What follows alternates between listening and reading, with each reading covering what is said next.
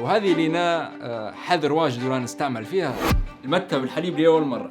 بنت مفطومة على المتة من وهي صغيرة، اليوم حتجربها بالحليب. El mate uruguayo al estilo árabe.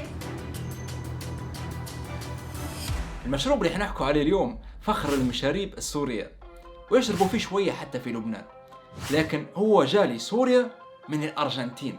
زي ما وريتكم في رحلتي في الأرجنتين في واحد من الفيديوهات، وريتكم من قلب الكواليس، مش من خلفا، لا، من المصنع ومن المزرعة في أرجنتينا. ولكن المتة ما تنشربش بس في الأرجنتين في أمريكا الجنوبية، المتة يشربوا فيها حتى في الباراغواي وفي الأوروغواي وشوية في البرازيل. بس في البرازيل ما يقولولهاش متة، يقولوا لها تشيماراو.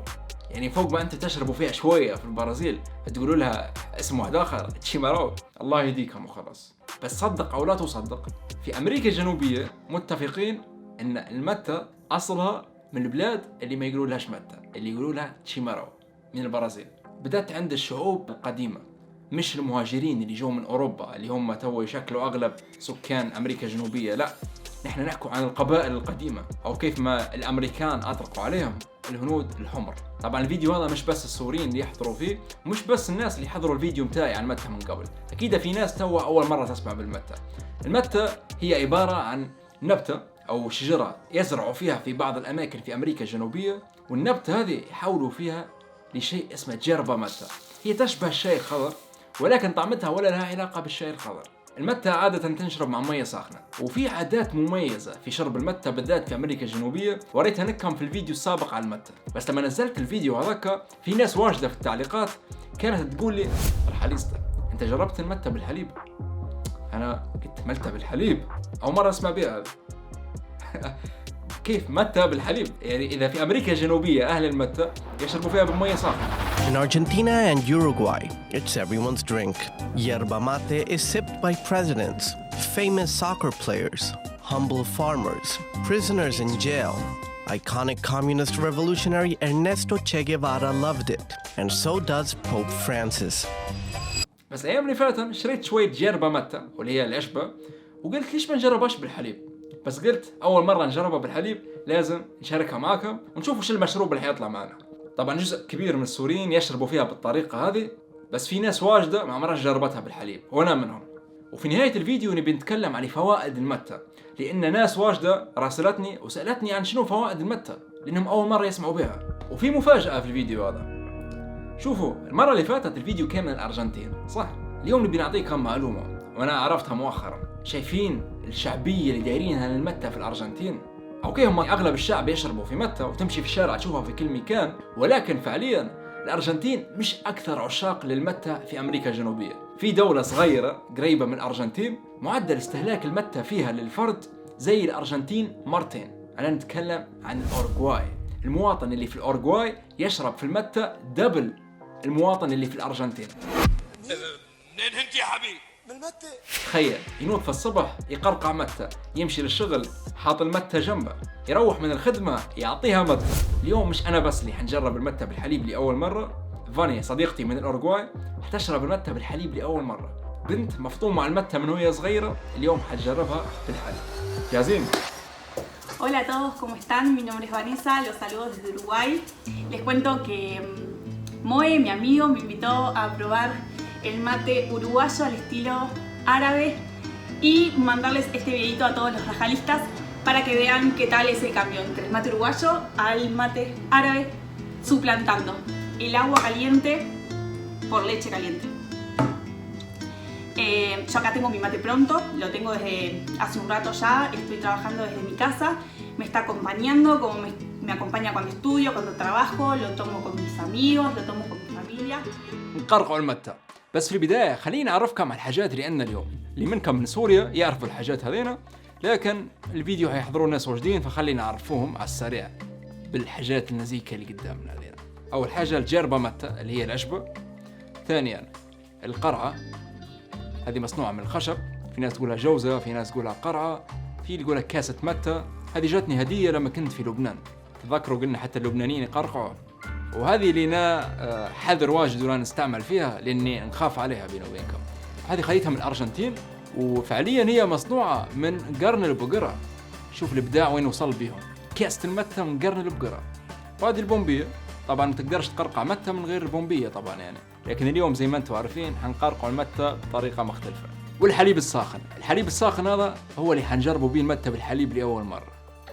عارفين ريحة المتة أول ما تفتحها؟ ريحة حكاية يا جماعة. أول حاجة نحط البومبيجة ونصبه بالجربة متة.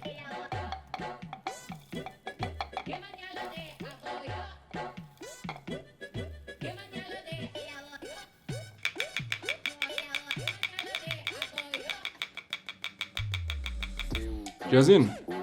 أنا جاهز. بسم الله. حاس روح ندير في حاجة غريبة هيك. أول مرة نصب حليب على المتة. شوفوا شكلها كيف. يلا المتة بالحليب لأول مرة. قرقعوا المتة. مش عارف عليش أنا متوقع أن طعمتها حتكون زي الشاي بالحليب. ريحة المتة ما نشمش في ريحة حليب، ريحة المتة طاغية. أوكي. طعمها غريبة. طعمها جميلة. طعمها لذيذة. غريبة شوية. طعمة الحليب واضحة، تحس كأنه شاي بالحليب بس حاطين فيه ريحة المتة. ريحة المتة قوية. الصوت، صوت القرقعة يا جماعة. الصوت هذا اسمع الصوت. هذا السبب اللي يخليه يقولوا يقرقع في المتة، صوت القرقعة هذا. في حاجة غريبة صارت، طبعا الحليب اللي نستعمل فيه هو حليب الباكو اللي هو الحليب العادي الكرتونة، بس الطعمة مع المتة حسيتها تحولت قاعد قريب من الحليب المعلب او الحليب الحكية المكثف هذا. مش عارف كيف صارت هذه. الطعمة عجبتني انا، بس نتخيل في نفسي ان نشرب المتة العادية اللي بالمية الساخنة اكثر من المتة هذه. ان مية ساخنة عادية، سخن المية متاعتك وصبها على السريع، حاسس ان الحليب فيه مجهود اكثر. المتة العادية متاع المية الساخنة صبها وحطها في الترمس متاعك وتطلع بيها تقرقع برا وانت واصحابك براحتك، وين ما تبي تعبي مية وتصب، يعني تحس عملية اكثر. لكن هذه كل بعد فترة ممكن نشرب متة بالحليب، ليش لا؟ على سبيل التغيير يعني. فشنو رأي البنت اللي هي من شعب المتة الأوروغواي؟ En Uruguay es muy común tomar mate, pero con agua caliente. Hoy vamos a cambiar a leche caliente y vamos a ver qué tal queda. Yo voy a servirlo, cebarlo contra la bombilla como hacemos con el mate. Se me volcó un poquito, no importa. Así que acá lo vamos a probar.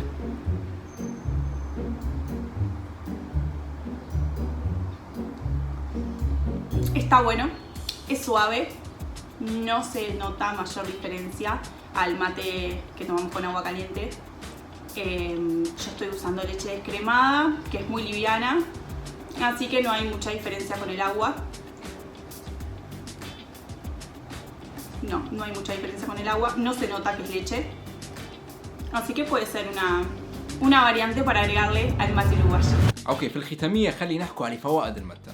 شايفين الفيديو اللي فات اللي درته عن المتة من الأرجنتين، تعمدت نحكي على كل حاجة إلا الفوائد، لأن الموضوع متاع الفوائد والأضرار في مقولات عديدة، بالذات جانب الأضرار.